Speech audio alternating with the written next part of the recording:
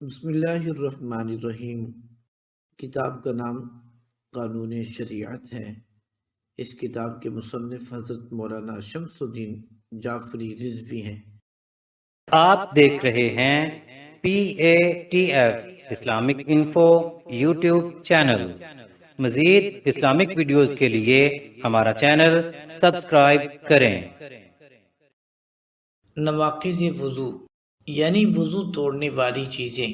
Number 1 پخانہ، number 2 پیشاب، number 3 پیچھے سے ہوا کا نکلنا، نمبر 4 کیڑے کا آگے یا پیچھے کے مقام سے نکلنا، نمبر 5 پتھری کا آگے یا پیچھے کے مقام سے نکلنا، نمبر 6 ودی وہ سفید رطوبت جو پیشاب کے ساتھ نکلتی ہے، نمبر 7 مزی وہ سفید رطوبت جو شہوت کی حالت میں انزال سے پہلے نکلتی ہے، نمبر 8 منی کا نکلنا، نمبر 9 خون اور پیپ اور زرد پانی کا نکل کر بہنا، نمبر 10 کھانے یا پانی یا پت یا جمع خون کی منہ بھر قے، قطرے خون کی تھوڑی سی قے بھی وضو توڑ دے گی، نمبر 11 جنون یعنی پاگل ہو جانا، نمبر 12 غشی بے ہوشی، خواہ نشہ کھانے سے ہو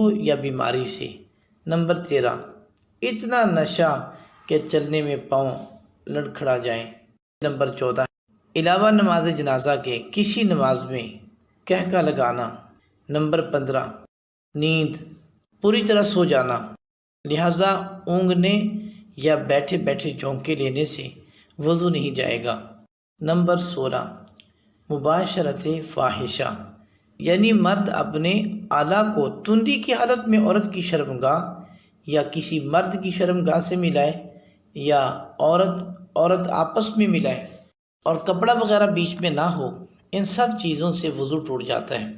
وضو کے ٹوٹنے کے حوالے سے 3 مسئلے ہم نے پیچھے بیان کیے اور چوتھا مسئلہ ابھی سے بیان کرتے ہیں۔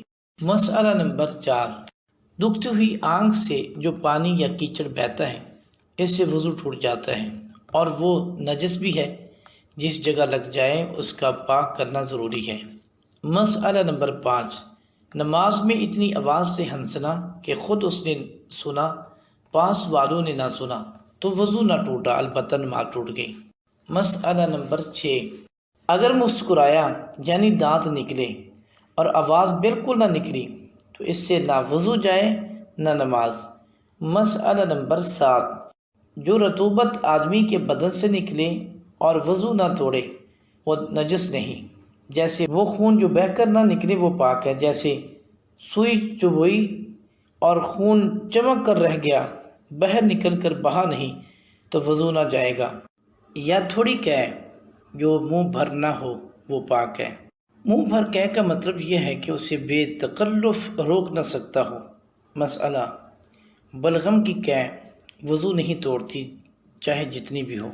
مسئلہ نمبر 8 رال، تھوک، پسینہ، میل پاک ہیں، یہ چیزیں اگر بدن یا کپڑے میں لگی ہوں تو نماز ہو جائے گی، لیکن صاف کر لینا اچھا ہے۔